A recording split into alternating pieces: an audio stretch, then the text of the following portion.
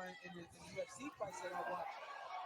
That right there. That just missed it. He's going right after Evander. Upstairs to the left. Uh-oh. And this is what Holyfield said. I know how to survive with anything. I can defend myself. Swing and a miss, and Holyfield goes into the ropes. Oh, there we go. A 58-year-old Evander Holyfield. Many thought he should have been in the ring. Wow. He gets knocked out in the first round as we welcome you in to the SportSedge, powered by Inspin.com. There he goes down again at Inspin.com's great network of handicappers. Let's bring in the noblemen. We've got Seeley, McNeely, and Starsky, and Jamie, and Holyfield. Now, Starsky, I want to start with you off the jump here. You're very adamant and very passionate about Holyfield getting his ass kicked, and should people be in these situations. That was a first-round knockout. He's 58. People were ridiculing him. Should there be these comical Jake Paul, Evander Holyfield, Tyson at 60 type fights?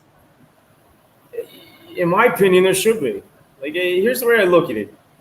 If a guy wants to get in the ring, especially a guy like Holyfield, like I don't really know much about Jake Paul.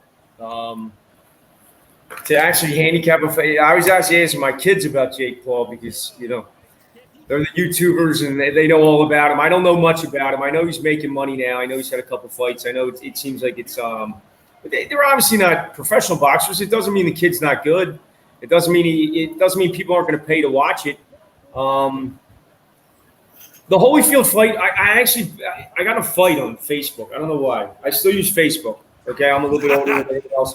All us old people use Facebook. I haven't migrated to Instagram yet or TikTok or anything else. But there was a thread on Facebook, and they were talking about a couple guys got into it. They were going back and forth, and the replies were going back and forth. And I usually don't get involved in that kind of stuff. But they were talking about Holyfield, and there was one side of the spectrum was saying, you know, it should have never happened, and the other side was saying, you know, let people make their own decisions. You know, if he wants to get in the ring with someone, whether it's Victor Belfort or it's somebody else, if he's 50 years old, if he's 6 years old, if he's 7 years old, my opinion, and you know, it's just my opinion. I mean, it's an opinion that can be argued back and forth. My opinion is let him do it. I mean, he looked like he was in good shape. He made some money off the fight. God knows he needs it. He's got like 15 kids. I mean, I'm sure he's going to need it in the future. And he lost. He lost the fight. He got knocked out, but he's a 4-time heavyweight champion. Oh yeah, you know he's never. Yeah, Victor. And when I started commenting on it, this one young kid started attacking me. It's a little punky. He actually said that, he goes, a person your age. He actually told me a person your age shouldn't be getting in the ring with anybody. I said, dude, I'm 45. I'm not 60. Is he a prick? He was like 25 years old. But I said to him, he shouldn't be the one to make the opinion on Holyfield. I said, drinking's bad for you. Doing drugs is bad for you. There's a lot of things that are bad for you, but people aren't running around. Victor Belfort's last fight, like he didn't even know what the fuck he was talking about. Victor Belfort's last fight was in 2018. The guy's been out of the ring for 3 years. Okay, and his last fight was a second round knockout. A minute into the second round, he got kicked in the fucking face and he got destroyed.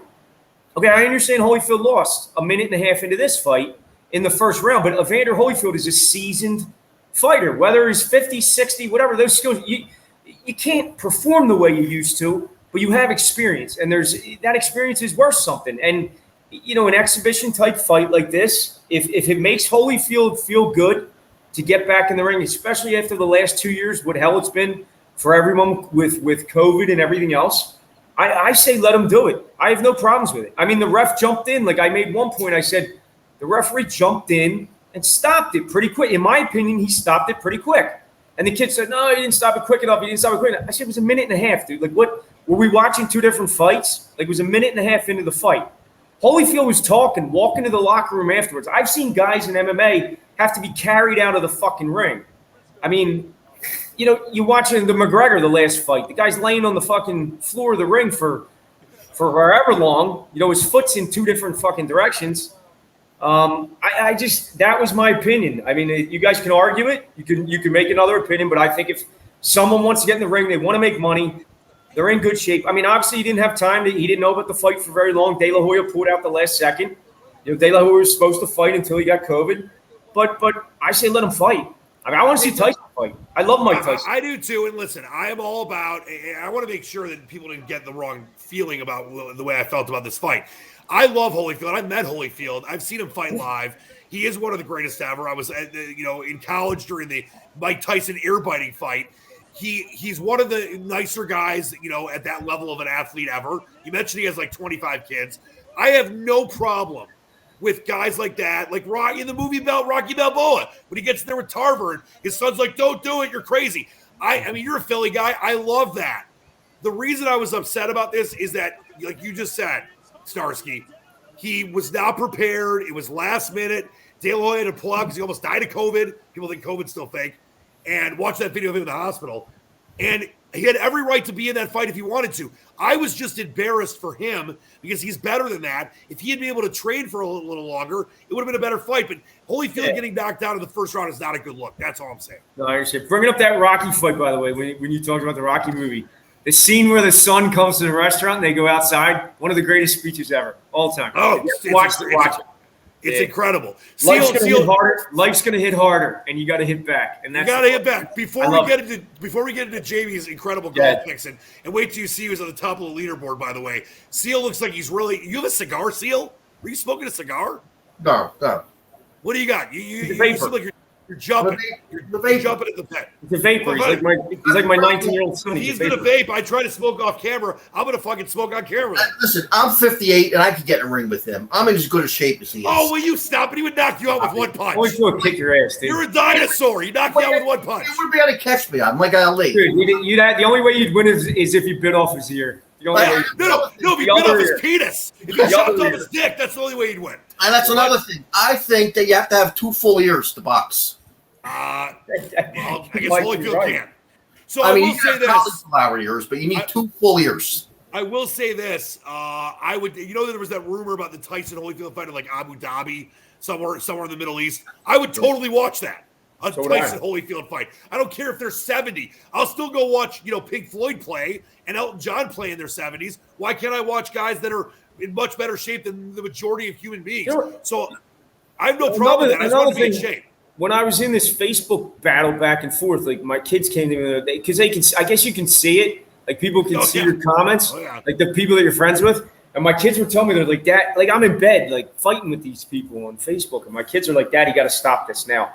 He's like, "You got to stop this now. You look making yourself look like an idiot." So I stopped. I stopped fighting. I told the kid I was mature. I said after he called me an old fucker, I said, "Listen," I said, "we're just going to agree to disagree, and I'm going to leave it at that." And that was the end of it. But I'll tell you what, Mike Tyson, I would love to see him fight again. And I made a point on the chat.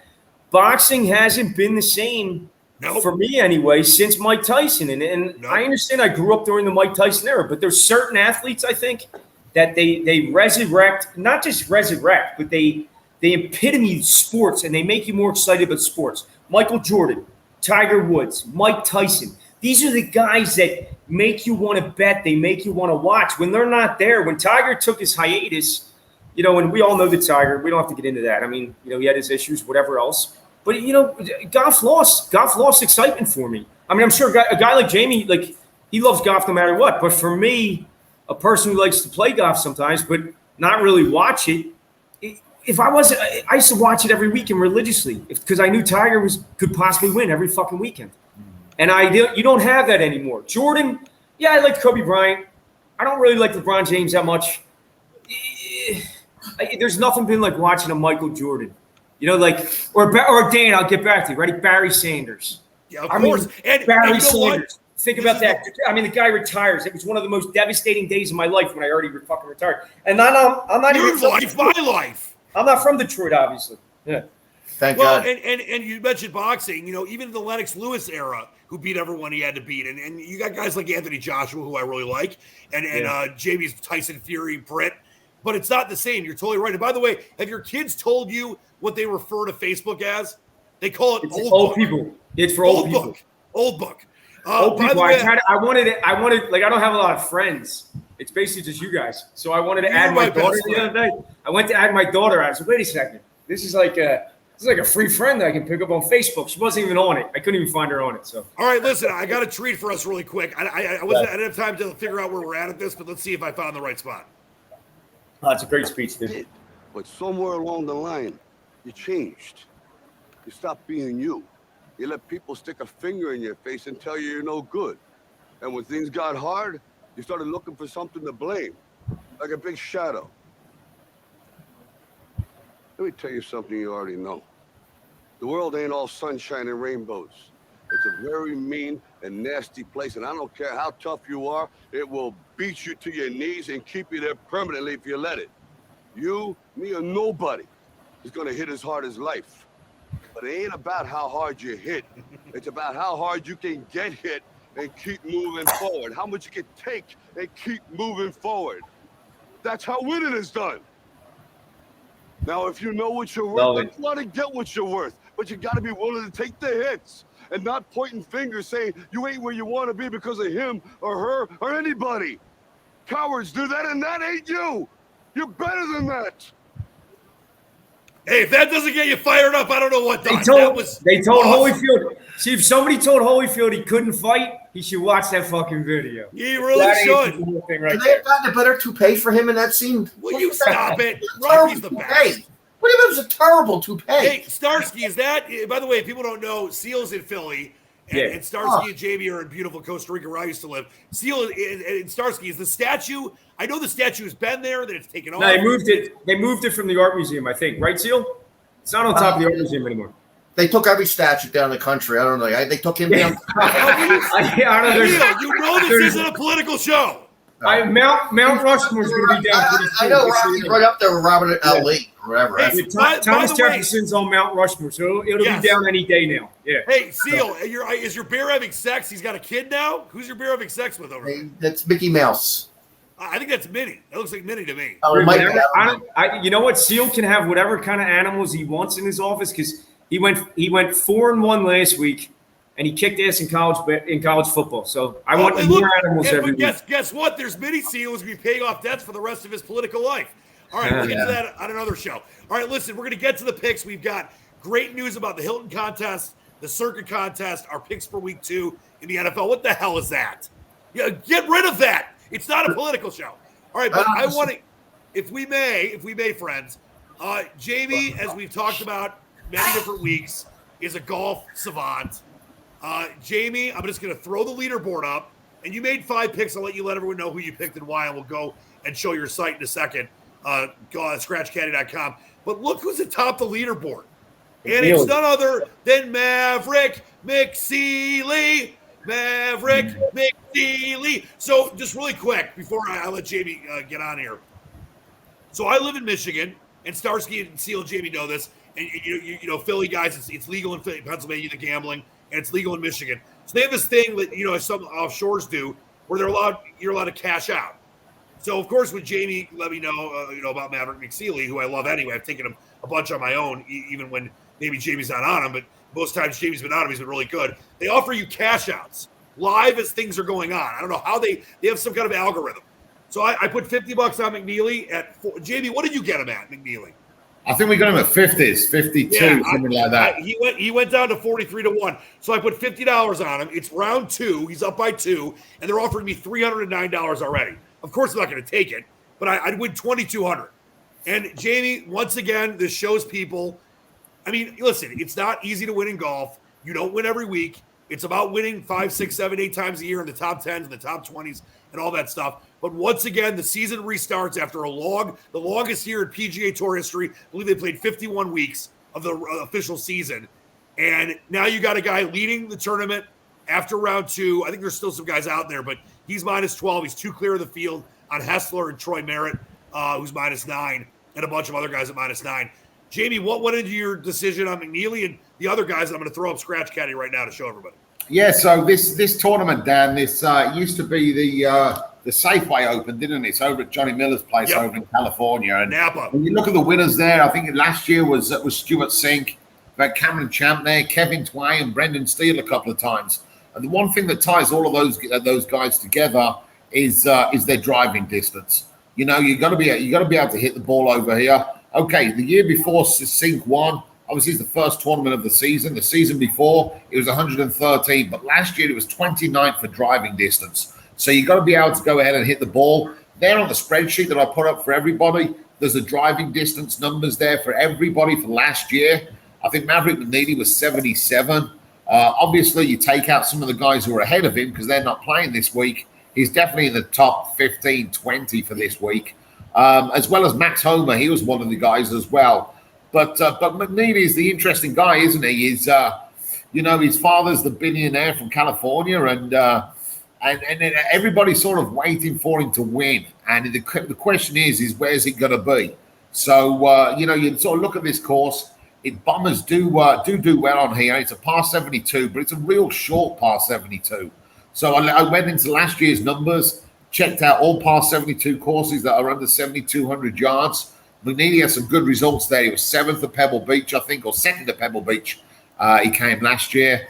And any greens with POA grass in them, you've always got to respect him. And at 50-1, 40-1 on McNeely, back in California, on a course that does favor longer hitters, it was a bit of a no-brainer, to be fair.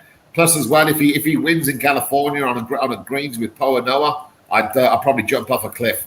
So yeah. But the other guy as well there, Max Homer. I just thought Max Homer there at 50s was too big a price. What about for Telly, Griffin, and Gooch? Jamie gave us 5. Jamie gave our group five golfers this week. Yeah. For Telly, I know was struggling. That's pretty impressive. He does this every week. He gives us sometimes, like last week, I think he gave us nothing. He said there was nothing on the board. Nothing on the board. So, like, Jamie's not guys that sign up for the service and everything, and they come in and they say, "Well, where's the golf this week?" It means Jamie hasn't found anything. He's not just putting out picks out there for people to piss away their money like he's going to give it. But he had 5 guys this week. And we bet all 5 of them, and one of the 5 is in first place. That's not easy to do, especially with a guy like McNeil. And Dan, Max Homa's in the top 4 right now. Max Homa's tied for 4th. Yeah, and Dan, if you click on the third tab there where it says shortlist, on the third tab at the bottom, you'll see it says shortlist. Yes, sir. Yeah, so those are the guys who are basically I was most interested in out of everybody. So and then you just gotta. It's really fine details as to who you're leaving out and who you're leaving in. That's the other thing that I do there. The 72 hole matchups. So as obviously I've got all the data, and I'll just transfer the data so it's player against player. So you can really easily compare player versus player and what they've done. So the whole site is real easy to have a look around. It's got a whole bunch of numbers there. As we said before, you can't get those numbers from anywhere. You've got to have the information. You've got to have it all down in spreadsheets, else you're going to be sat there for a week doing it all. So then once Jamie gives it to us, he works on it at the beginning of the week. He starts after the weekend. He gives it to me and Seal. Seal starts shopping numbers. We go around to the different accounts. Accounts all over the place. Find the best numbers on each one of those golfers. The 5 he gave us, and that's where we bet it. And that's a strategy. I got to tell you, I've known. We talked about this last week. We talked about it for months on this show. I've known all you guys. I've known Jamie for a little less period of time, and I already love him. He's my favorite English chap. By the way, Jamie, where are you from again? Manchester? Fuck you, dude. Birmingham. I know, I'm just fucking with him. I am a Man City fan. So, and I was behind him all the way with England in the Euros. They should have won, but they're like the Lions of championship football. But I've known you guys for a long time, and not only is Seal a genius for what he does, Starsky, we know that you are in so many different. You're the maestro in so many different ways. Even with that silly Phillies hat on, it's actually pretty cool hat. 2.5 games out, baby. 2.5 games out. Where's the fanatic when you need him? But Jamie, I don't want to hurt anybody's feelings here. I don't know if I've ever known anybody that is so good with a specific sport. I mean, Seal's the king of the MAC in football. But when you look at what you've done with this site and all the things you put on there and all the different, information that you spend hours putting together and the matchups and the outrights and the course form and everything, it's one of the most impressive things I've ever seen. And like I've said, and Starsky, I know you just coming on with us recently, and we're so glad you're here. It's going to be so much better having you with us. But I said this about Jamie over and over again, and I want to say it with you on. We're not telling people, like you said this last week, Starsky.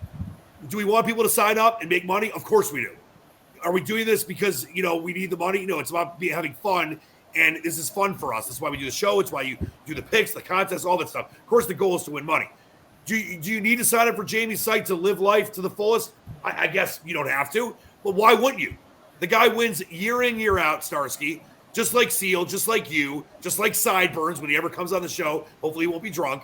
And the ability that Jamie has to take the information, like you just said, Jamie, and put it into these Excel sheets and figure out what makes the most sense to pick some people based on odds and value. You're not taking Rom every week. You're not taking DJ every week when they're 7, 8, 9 to 1. Getting guys that are 100 to 1 like Johnny Vegas, who almost won when you had him, or McNeely, or Sam Burns or whoever, Sam Ryder.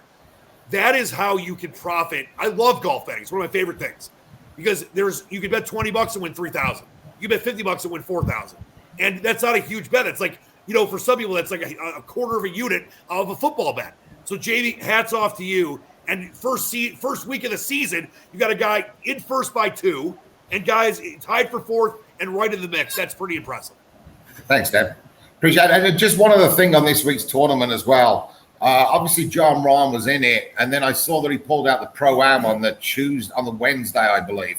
And I saw he was like 3 to 1 for the tournament. I mean, the last guy you saw at 3 to 1 for the tournament was Tiger Woods. And John Rahm's got maybe the biggest week of his life next week in the Ryder Cup. Yeah. And people are thinking about betting him. It's unbelievable. What, Jamie? Why was he even playing? Like I thought to myself, I've got no ideas. I thought he'd pull out. To be fair, yeah. Why is Hideki playing? Hideki's playing okay, but not only am I fading Rahm. You mentioned Tiger Woods. This is a great point that goes to the value that Starsky brings up when it's about football betting or baseball, whatever it is, or Seal, etc. And when you guys listen, I've known a lot during my life. You guys have taught me a ton, so I'm very grateful for that. Tiger Woods would be like Jamie on a regular tournament, maybe anywhere between 3 to 5 to 8 to 1, 8 to 1 majors, etc. Did he win a lot of tournaments? Yeah, over 100. Are there thousands of tournaments during his career? Yes. And maybe not thousands, but there was, 40, 50 a year over, 20 years now. So it's close to that. Yeah, you can take Tiger Woods at certain spots, maybe hedge a bet, but he's not going to win every week. So you've got to identify. It's like what Daniel Medvedev said about Djokovic in the U.S. Open, if people missed it, a big tennis guy. He said before the tournament started, we're here to stop Djokovic from winning and making history. And guess what? He did. You've got to find and identify the people that are going to beat the Rahms, they're going to beat the Dustin Johnsons, that when Spieth was playing great, are going to beat the Spieths. Because those guys, yeah, there's a little value, but not enough, Jamie. You get a guy that's 50 to 1. There's nothing there at all. And 3 to 1 over 4 days, it's ridiculous. You can't bet it. I mean, I'd rather shoot myself in the head before betting that. But you've got to identify the guys there as well who could challenge him at different odds. I mean, one of the guys there that we put up as well was Lanto Griffin. Yeah. And, I saw he was 3 over at one stage, but this was the guy who sort of came out and had a go at the PGA Tour last year because I picked him the week he won at my golf pool. Yeah, he was having alcohol problems and whatever, and the tour fined him for this, and they were going to fine him for that as well, and all of that. And I thought, well, you know what? He's got some pretty good record on some of the things that I was looking at, and you don't really come out and attack the PGA Tour for not helping with the alcohol problems unless you're sort of getting over it. And he won 2 years ago in October in the fall series. He's good on these longer courses. He's sat at 1 over par right now, but I think for guys in these next upcoming tournaments, Lanto Griffin might be a guy to sort of keep an eye on because, he was sort of bringing publicity himself for how he sort of did it with the PGA Tour over his problems. And I think he was right. But, you either keep it quiet if you're not going to do anything. You know what I'm saying? You just get on with your job if you're playing bad golf. Right. So I think Lanto Griffin might be a guy to keep an eye on over the next month or two as well, and he's always going to be 100 to 1 plus. Yeah, he's 140 to 1 this week, Jamie. Great stuff. Please check out Jamie's stuff at scratchcaddy.com. Seal, wake up. You got beers there to keep you company. Let's throw it to you. You are you're the maestro, like Starsky's in many ways, but you're incredible with college football and already off to a great start. I know that your people. Is he on the phone? He's on the phone in the middle. He's a busy man. He's a busy man. Hold on 1 second there. Hey, sorry, I'm out in Vegas. Don't worry, we'll wait for you. Starsky, it's only a 40-minute show. Take your time. Yeah, while we let him take a call from probably. Okay, Seal. I'll jump in for him real fast. Seal had 3. I think it was 3 college games last week. He won 2 of them easily. We're pretty easily. What do we have? Wyoming first. Wyoming first Yeah, half is Wyoming one of first them. half, Bowling What was Green. it, Seal? What was your second game? Bowling Green, Bowling right? Green plus Bowling Green. He took 15.5 and 15. It closed pretty much 14. And then what the hell happened with FIU? The total, Seal. You lost that. What happened? That was very small bet. Very Yeah, small. I hate talking about the winners. I like talking about the losers. Why the hell did you lose it?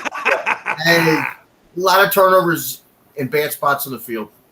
Yeah. All right. Well, speaking of winners, Seal, give us one of your top plays of the week here. I got the lines up from inspin.com. We are on the SportSedge powered by inspin.com. So what do we got?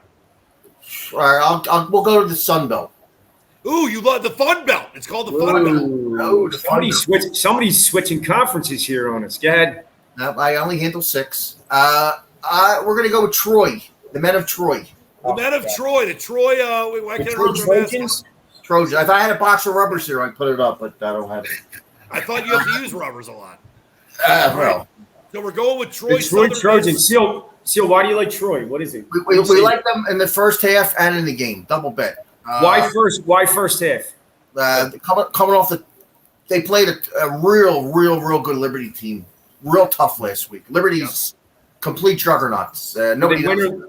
They lose? Now they lost, and we got Southern Miss, which I don't like this year. They're coming off an easy win against Right. a bottom tier FCS team in Grambling. Did you already bet this or no? Of course. What did you bet? What did you bet in the first half? What did you bet in the game? Would you like? We laid 5.5 and a little 6.5 for the first half, and 9.5 game. That's 2 bets I'll throw out there. What did you lay in the game? Of Troy. 9.5. 9.5, and it's up. What is it? 10 flat now. 10-15. And 10, 10.5, 11. let me throw this out there. Starsky, you asked about why first half, why game. By the way, just on a personal note, not that it's anything to brag about, but I've won 15 of 16 Michigan first halves because under Harbaugh, they're a great first half team and a shitbox second half team. But against bad teams, they're really good in the first half covering. I think that it's important, and Starsky, I'll throw this to you because you know the value in this. First halves, taking, sometimes first quarters, whatever it is. Let's get Seal out of there when he's on the phone with I think he's on the phone with KFC. He's ordering his bucket of chicken. But Starsky, let people know why it's so important to look for not just regular spreads, because first half lines a lot of times can be very, very weak. I remember there was a year, it was about 7 years ago in the NFL, that for I think it was 10 straight weeks, there was one second half line that always was the one that had the most juice, like it was minus 125 or minus 135. And for 10 straight weeks, the consensus, one of those lines won. Every time the biggest line was out there for the second half that had the most, money to lay. Why do you think that it's so important that people understand that it's not just about picking games and money lines and spreads and teasers and parlays? You got to look elsewhere too to get value. That's why live betting's become so big now with the sports books. I mean, there's things that happen during the course of the game. Like you have all week to bet on a game. You have all week to bet on a game line. The line's going to go up. It's going to go down. It's going to move all over the place. The guys that are handicapping those lines, guys like Seal, they're handicapping based on, okay, I think this is what's going to happen. I think that's what's going to happen. That's not always what happens in the normal game. Like things change at halftime. You might have a coach that's really fucking good at second half speeches. Who knows? If the team's down at halftime, he might be a motivator in the locker room. It's in the second half. So that might be a spot where you have a team that might be a favorite, a heavy favorite. They're down. You got a coach that knows how to talk at halftime in the locker room, and he gets them fired up for the second half. In baseball, I'll give you an example in baseball. Like we bet a lot of first 5 innings in baseball. We don't always bet game lines. Like a lot of people tremendous value on first 5 innings in baseball. Yeah, and I can tell you the difference there. Like the reason I'll talk to Seal. Like obviously there's a lot of baseball games, so we do baseball every day during the season. He'll tell me I want to bet the first 5 innings, not the game. And I always ask him why. I usually know the answer, and it's usually the bullpens. He knows like Seal goes in and he'll look and he'll see not just what the bullpen ERA is for the season, but how many middle relievers got used in the last couple of days? How many innings or how many pitches through the closer pitch? And those kind of things all come into play when Seal might like a team, and he likes the team because of the starting pitcher. He may not like them with the starting pitcher in the bullpen. That doesn't mean the first 5 innings bet isn't a good bet anymore. The game bet's not necessarily a game bet, but the first 5 innings, if we can get the right price, it's a good bet. And that's why when he puts up on his website, when he puts first 5 innings, if you can't bet the first 5 innings, don't bet it because there's a reason he's putting Right. first 5 innings instead of the game. And then first half, in football, I don't mean to interrupt you, but football, he might bet first half because it could be anything. It could be a team coming off a huge loss, like a really, really bad loss, or a whiteout game, anything. Something that the crowd's going to be fired up from the beginning of the game till halftime for sure. They might be so fired up that the team's up by so much at halftime that looking at it as a game, they might not cover that spread, especially if the following week they're playing a really good team and they might have to rest players. So that's when the first half might become a better bet than the game because they're going to be fired up. The crowd's going to be fired up. They might score a lot of points quick, and they might sit some guys in the second half, save them up for the next week. And that's the kind of stuff that Seal looks at, and that's why he makes a decision whether to bet a first half or a game. You know what you just did, and it's something you talked about last week, and it's something that is so important to understand. And I know you've given Seal a hard time sometimes, being a dinosaur, about this. Not stuff. sometimes, all the time. That is situational betting at its finest. You just mentioned the exact definition of what situational betting is. You mentioned about baseball last week. You were talking about a Dodgers Diamondbacks game. The D-backs, one of the worst teams in baseball, had beaten the Dodgers the day before. I know Seal had like the first 5 in Arizona the next day. Seal's a genius. We know that, but like that is an epitome of explaining to people what situational betting is. And you mentioned the whole crowd thing there. I get it. By the way, I wanted to give you credit for this because, back in my great Costa Rica days, which I love, and I can't wait to see you down there soon and go to the rescue center. By the way, if I may, because you do some amazing work in many different aspects of life, I want to throw this up for a second. This is something that how long have you been involved with the rescue center in Costa Rica? About 2 years now. I mean, look at this. You got sloths. You got your girl involved. You got great TripAdvisor reviews. There's Vanessa. So please, if people can go to rescue, I can't believe the website you got is rescuecenter.com. That's pretty amazing. It costs a little bit of money to buy that name. It was worth it, but you got Giovanna and Fernandez, some interns. Are they old enough for me? They're all single, Dan. They're waiting for you, dude. I'm coming. So you got great stuff. You're doing a great thing with the rescue center in Costa Rica. Yeah, what we do, Dan. Vanessa, when I met her, my girlfriend, she's a conservationist, a wildlife conservationist, and she conservationists don't make any money. Okay, so she needed to make money, but she still wanted to be a conservationist. So she came to work for me in my business, and she learned what we do. She helped me out with the betting. She used to bet games with me, doing that kind of stuff. And then I told her, I said, someday we'll get back into what you love to do, what your passion is. Like my passion's betting and sports. Her passion is wildlife conservation. And we both kind of once we both learned about what each other do, we both got involved. And I said to her, I can take, I have people down here, programmers, designers, guys that can code, all that kind of stuff, working for me. They've built some of the models that we use for the sports and everything else. So kind of migrating into a project like this was kind of an easy thing for us. So we found a location, we opened it up. We got over 100 animals now, and we wait till we get calls. We have government permits, so they'll call Vanessa. I don't work there on a daily basis. I work in the office, but Vanessa's there every day, and she'll get calls from anybody, from electric companies, the government, with animals that are hurt or injured, and they bring them to us. And we have a vet team. We have surgeons, vet team. They operate on them right there at the facility. We have enclosures, and we do tours. We do everything. It's pretty cool. It's cool. It's a cool business. It's amazing. You got a great quote there too. Give your hands to serve and your hearts to love. Yeah, we got donation. We got 501c status in the States too, so we're all tax deductible. We're incorporated in the United States. So please donate if you can. Please definitely. It's great.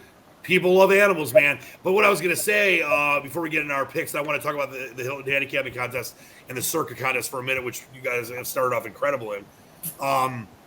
You talked about live betting, and I got to give you credit for this.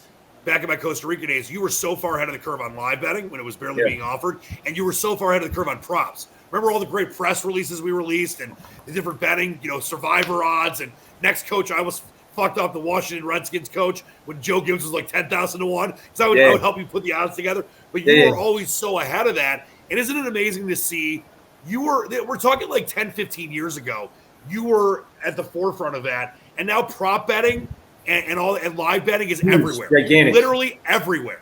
Yeah, it's everywhere. It's everywhere. I mean, I've talked to some bookmakers that are out there, like guys that I know that I bet into. and they told me that live betting surpassed regular betting. Like they get more live bets during the game than they do, before the game starts. They must love that. They must love it because I think most people lose overall in live betting unless you have an algorithm. Yeah, they're obviously they wouldn't keep it up if they weren't winning with it. So it's definitely profitable. Yeah, it's definitely profitable. But at the same time too, you got to be careful. Remember, a lot of these bookmakers are down in Costa Rica, and they don't have the kind of you need high speed feeds from these games. Like they create these odds. They have guys sitting. From what I've heard, I haven't actually seen an office or been inside one, but I talked to one guy I know, and he told me he's got 30 odds makers in a room specifically for his live betting, and they watch the games. Like he'll take two guys and he'll say, "You two are in charge of the Michigan game tonight," and they'll watch the Michigan game and they'll put the live odds up on them. They have they have their own their own system. I don't know how they do it, but they have their own system of lives. It's all based on the score, the time left. Yeah, obviously the time left and what the odds were when they went off the board. It's all based on that. So they have their algorithms all set, and they put up the odds, and it's you know what? It's not. I'm not going to say it's hard not to beat because we do bet these guys that they're live betting, and we've won some good bets with live betting, and we every week we bet live. Like I get Seal. I'll give you an example. Last weekend on Saturday, I got Seal in the morning, and I told Seal, I said, listen, look for big favorites that are losing at halftime. It's early in the season. I said, look for big favorites, top 25 teams. If they're down at halftime, games teams that went off minus 20 or more that are losing at halftime, I'm going to look at them. They might be good second half bets based on what people put up. So that was something that Seal would call me with. He would call me during the day, and he would say, hey, Starsky, listen, this team's down at halftime. And they're good spots. Like you got it. Same thing. It's situational betting. That's situational betting. We don't make a number on that. Like we don't have a number. It's not like Seal where it's a feel thing. Make a number. This is more a feel thing. It's more a situation thing, and it's one of those things that they have their algorithm. They're putting up a line, but it doesn't mean the line's not weak. The lines are definitely weaker. Game lines are sitting there all week. Game lines are sitting there all week for everybody to beat up on. These games are only up for 10 minutes, so there's some weak spots. That's it's funny. You mentioned that there's like 30 guys in a room. That reminds me of when I was an intern at Fox back here in Detroit years ago when I was in college, and they would have me log the games, log all the plays. It's kind of what these guys are doing in a different way. They're like looking at the games. They're obviously, you mentioned they have their algorithm, but they're putting in what the score is, who's hurt. Like let's say it's the Patriots and Brady's playing for the Patriots back in the day. 2 years ago, and Brady goes out in the second quarter. That's going to change everything. So it's fascinating. All right, a few more things we got to do before we go today, and this is I think my favorite show we've ever done. And we talked about sloths. Let's talk about the Hilton and the Circa contest, Starsky. Quickly, just explain to people what it's all about. I'm going to throw up the Circa. You talked about transparency last week on the show, and that's why I love working with you guys because you go under your own name. It's never bullshit. You mentioned when you lose. Obviously, we talk about when we win, which is the majority of the time. But we're not just going to say we win when we win. There's losses too. But you guys have done so incredibly well throughout the years of these different contests. They're not easy to win. Here's the Circa one. And I want to throw this up. Explain to people what it's all about. And I'm going to throw up the entry names for both the Hilton contest and for the Circa. It's right there in front of you. All right, what we did, the two biggest contests out in Vegas this year are the Westgate Hilton's always been the biggest. This year, Circa tried to take them on. They tried to take them on by not taking a commission. I think the Westgate always took like 8% as like a handling fee. Circa went up free. They tried to get 4,000 people. I don't think they hit 4,000. I think they hit like 3,800 entries. So we're going against we just put 3 in. We do it like I said. It's not something I could do 50 of these if I wanted to, 100 of them if I wanted to. Who the fuck cares? It doesn't matter. I mean, we got the money out there. It's not a matter of money or anything else. But we just do it. We do it because for 2 reasons. Number 1, it's fun, and number 2, we don't want to fucking. It forces us to work harder. It forces us to really study the games and put up the best spots that we can. And it's not the same as when we bet because the lines are stale. And by stale, I mean this: they put the lines up at a certain time during the week, and you got to put your bets in by Saturday. Like on the Hilton by Saturday, the Circa by Saturday. Circa's a little bit earlier this year. Like we have a proxy guy that works out there for us. So the proxy guy puts in the picks. I sent him an email for the 3 entries. We have 3 entries in the Hilton this year. We have 3 entries in the Circa. And we did well last year. Seal placed last year. He placed in the money. Like I told you, in 2013, I almost won the whole fucking thing. I came in third place on the last day. I shit the bed on the last day and fucking came in third place. Are we going to win it? Probably not, but I'll tell you what. If you took these games and we're giving it you can get them for free. You don't even have to sign up for our websites. Like we're telling you right now, like the sports handicapper 911 is Sideburns, and I'm Inspin, and we have all three entries. We also have we put a third. We got Inspin, sports handicapper, and handicapper 911 in the Hilton. Okay, Inspin and sports handicapper went 4-1 last week, so I don't know where that puts us in the Hilton. I don't even look at it now because it's too early in the season, and 4-1 it's good, but it's not 5-0. Yeah, you can't go 5-0 every week though. Come on. Handicapper 911, he went 2-1. Sideburns. That's probably why he's not on the show today because he's embarrassing himself. He's bad. In the Circa, we did a little bit better. We both went 4. Me and Seal are both in Inspin and sports handicapper, both in the Circa, and we went 4-1. We put the same picks in because it's early in the season. We're not going to do that all year long. We'll have different picks in both of them. But we went 4-1 in the Circa, which is a good start. And we shared a contest entry with one of my really good friends that was out in Vegas that weekend. I said to him, instead of putting handicapper 911 in the Circuit, I said, do you want to put it in? So we put it in as GS Thin Mints. So is he a big Girl Scout cookie fan? Is that what it is? No, it's not. It's actually his initials, and it's not Girl Scout cookies.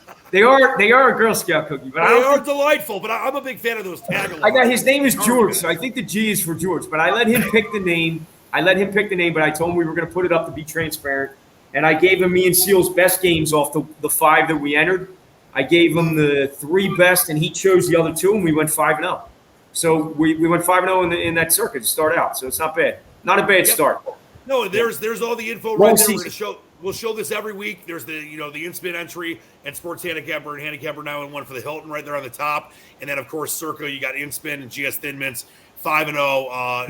One of the other things, some of these picks that we put in these contests are not always the picks that are going to be on the website. Right. Like you sign up on the website because sometimes like the numbers are so off. They're so stale because, like we usually don't bet our NFL until, sometimes Seal bet it at the beginning of the week or we'll bet it right at the end of the week. Because, we wait for injuries. We wait for final information. A lot of times these Circa and Hilton picks, we're putting them in on Saturday. So things happen from Saturday to Sunday. So it's not always what we have on the website. The stuff that you pay for on the website is the stuff that we're betting ourselves. But the stuff that you see on these contests, it's a little bit of strategy too, based on stale numbers, taking advantage of stale numbers, and as well as information, games we like. All right, well let's get some people some money here. Let's make some picks. We'll give our picks of the week here. It's gonna happen, my friends. Here we go. A little NFL action for you. This is my favorite theme, the CBS theme. But we each have a pick here. We're going to pick for the silly nanny sideburns. Why don't we start with Sealy McNeely, his pick for NFL Week 2. At the end, I'll put all the picks up for everyone to see. I'm going to go with the Brownies, minus the 12.5 against the everybody thinks improved Houston Texans. They suck. That sounds like such a square bet, by the way. No, not square, because good. Who did Houston beat up on? Let's see, Jacksonville Jaguars with a coach they all hate already. Yep. Urban Meyer, who's rumored to go to USC already. Dude, you're gonna have to fucking convince the shit out of me to put my money on minus 12.5. I'm just telling you. It's a great survivor pool play, but that's about it. Good luck with that, dude. Go ahead. But I like the Cleveland Browns, minus 12.5. They played a great game against the Chiefs. Their punter didn't have a brain fart. They probably would have beat the Chiefs. So we're going to go with the Cleveland Browns against the everybody thinks the Houston Texans don't suck game of the week. Seal, do you need to field any more calls before we end the show today? My wife's undergoing surgery right now. That's right. Send our love to Mrs. Seal. I couldn't stay there because I had to do a podcast. So, all right. You're a great husband. That's fucking wonderful, dude. You could cancel. Your wife's more important, by the way. Yeah, well, she's out of this, so she doesn't know. Okay, as long as she's okay, that's good. All right, let's go to Jamie next. And Jamie, I'm just going to say this because I want to brag about it. You have the same pick as me, but it's a very smart pick. Yeah, Arizona minus the 3.5. All over it. I like Arizona this year. I like Arizona, and I don't like Minnesota. I don't like Kirk Cousins. I don't like anything about Minnesota. And fuck it, Arizona -3.5. Well, you know that I'm an At NFC least North. you're going to buy to 3? I don't need to buy the 3. They're gonna On come this, by on 7. this, you got to put the number up that it is right It's now. So you 3.5. got to lay 3.5. I'm okay with 3.5. But if you bet it, the you number would- should be 6. I'm okay taking 3.5 when it should be 6. But if you bet it, you wouldn't bet -3, -30. No. You're laying 3.5. You're that confident. Yeah. Wow. Oh, well, guess what, Starsky? I am too. And let me tell you, I'm an NFC North country. I'm with Hey, Danny, you in Arizona? Yeah, Jamie is. I'll switch to the Texans then. I'll tell you right now, Minnesota sucks. They're going to fire their coach. I don't believe in Kirk Cousins. You saw what Arizona did last week with Kyler Murray and Hopkins and that high-powered offense. They are going to absolutely destroy Minnesota. Cousins has a bad day. Give me an easy win. And like you were saying, Starsky, it's important, and I mentioned this a lot, and we all do on this show, 7 and 3 are key numbers in the NFL and college. You want to buy off the 3 and the 7 or buy to it.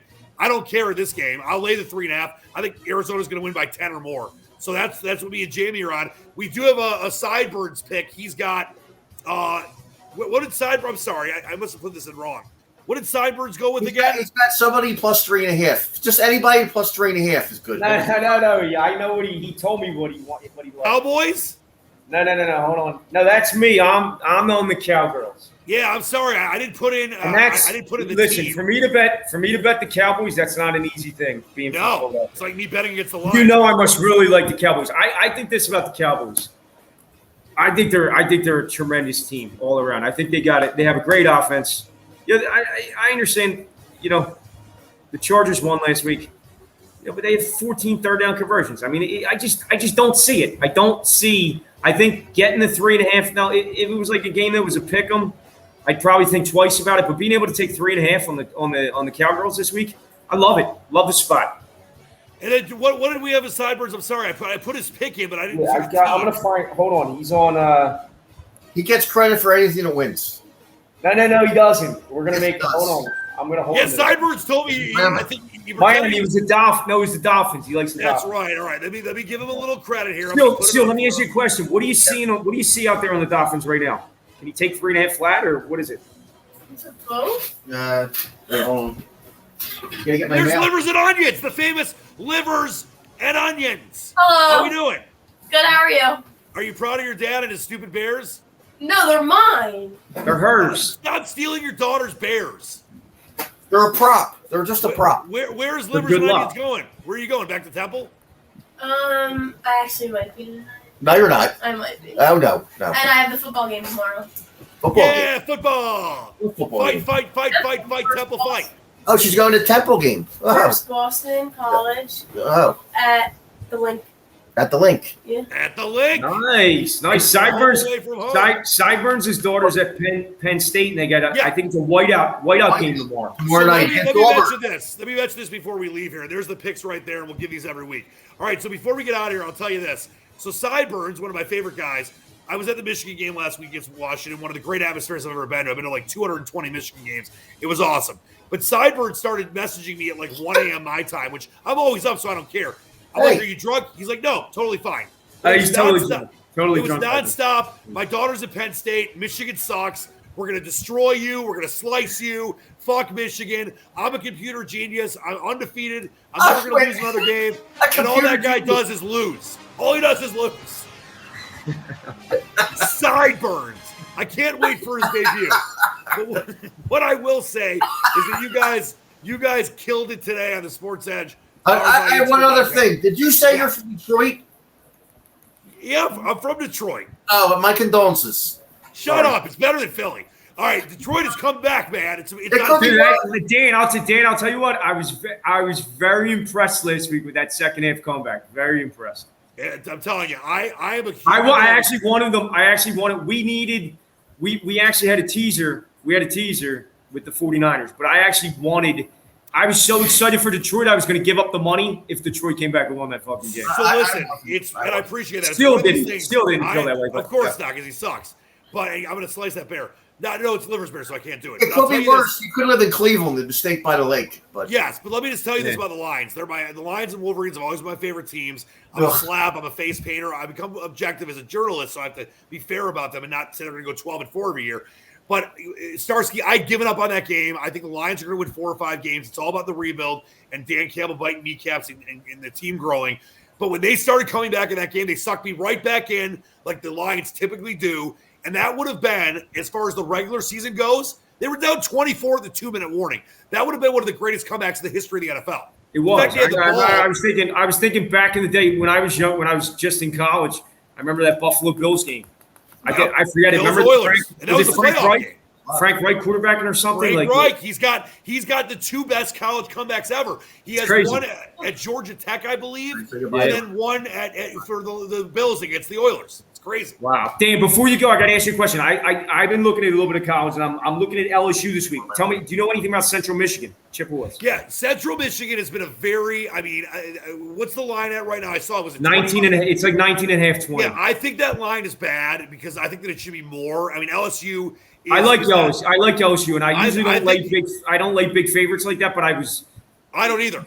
Yeah, I just was looking at LSU. So. Central, they had Bonamego, who was the Lions special team coach. They fired him. They had Danny Enos, the former quarterback there, or the former Spartan quarterback. The Bears are alive. It's alive now. Right. So they got rid of all these guys. They got a new coach. They don't have a ton of talent. As far as the MAC goes, they're a middling MAC team. I think a first half bet. They have plenty of talent, the Chippewas. They're not that talented. They got plenty of talent, the Chippewas. Plenty. And they're going to get their asses kicked. First half LSU, lay the points on LSU. They're going to win by Chippewas. No, the Chippewas are an Indian, aren't they? Yeah, they're trying. to change their name. Get rid of the name. I think they changed their name then because everybody else is changing their name. The place in Mr. Deeds. There's a Don't famous they have to be the casino. team from Central Michigan now? Know what the problem is? Nobody cares about Central Michigan. They won't even make them change their name because nobody even knows they exist. If there's any Indian statues on campus, they've already been taken down. Absolutely. Right with Lee and everybody. Abraham Lincoln. Hey, who's waving the bear? Is that Livers waving her own bear? The bear's alive. Yeah, what's the bear's name, by the way? You could get in the picture. Well, I named him Barry, like Barry. Like Barry Sanders? Uh-huh. Like Barry. Yeah, that's a great name. Barry. We'll call him Barry Sanders. Barry Sanders. I love it. He thinks it's named Bearsy, but it's not. Bearsy doesn't sound good. Barry Sanders sounds awesome. Barry. Barry. Barry Sanders. I love it. All right. Kevin has his own bear too, by the way. His name is Sideburns. Please refer to him only as Sideburns. He has a bear, his own bear. I don't have bears. I just have hats. Well, you know what the difference between your bear and Sideburns bear is? Your bear wins. Sideburns bear loses. So I'm going to go with your bear, Seal. All right, the picks are right there for us. Any parting shots, Starsky? No, that's it. Everybody, I wish everybody best of luck this weekend. Bet with your mind and not with your heart. Make some money. 100%. Take down some fucking stacks and racks. Jamie, good luck with Maverick McSeely, and of course, you got I was going to say Zalatoris, who I have on my own, but you have why am I forgetting his name right now? Max Hoban as well is going to be up there. Yeah, Hoban's tied for 4th. I'm sorry. If McNeely wins on Sunday, it doesn't matter what happens in football. We're all happy kids. Doesn't matter. So good luck with that. Sealy, love you. Don't forget Jamie's picks at scratchcaddy.com. Sealy's picks at sportshandicapper.com. We got my site about to go live, Starsky, right? Squatchpicks.com. You're going to be able to upload your picks. I almost got it done for you. I'm 15-4 against the spread so far in football. I'm going to put you against Sideburns. We're going to see where you and Sideburns are at the end of the season. Slice him. He'll bleed out after my picks. Yeah, you're 15-4. You sound like Vegas Dave. Hey, guess what? All my picks are on Twitter, which, by the way, I just found out Seal has a Twitter. His thing is @Sealy. It's the dumbest thing I've ever seen. He's an egg. Next week we're going to do something fun. We're going to do something even more fun. I'm going to sign up for these handicappers, these scumbags. I'm going to get their picks, and we're going to do douchebag of the week, and we're going to post their picks every week. Yes. And we're going to keep track and see how they do. Okay? Oh, they're going to get killed. Yeah. All right, you guys did great. Semi-Love to Livers and Onions for Starsky. For Jamie, my favorite Englishman, for Livers and Onions, for Sealy, McNeely, please send a lot of love to Mrs. Seal, getting out of gallbladder, kidney stone surgery. So take care. Seal, get her some food this weekend, some chicken noodle soup. She's a good Jew. Oh, happy Yom Kippur to one and all. I know, Starsky, you and Jamie fasted yesterday in honor of us Jews, right? The what? You guys fasted in honor of Seal and me. Yes, absolutely. Yeah. It was Yom Kippur, right? Yom Kippur. Yeah, the Day of Atonement. Yeah, I told Seal I'm half Jewish. He knows that. I've been with him too long. I'm already half Jewish. As far as I'm concerned, you're an honorary full Jew, and so is Jamie. Yeah. But we'll see you next week. We're here each and every week. Please check out the sites, sportshandicapper.com, scratchcannon.com, and, of course, inspin.com.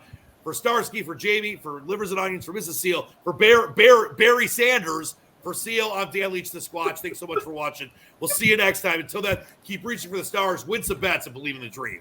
Peace.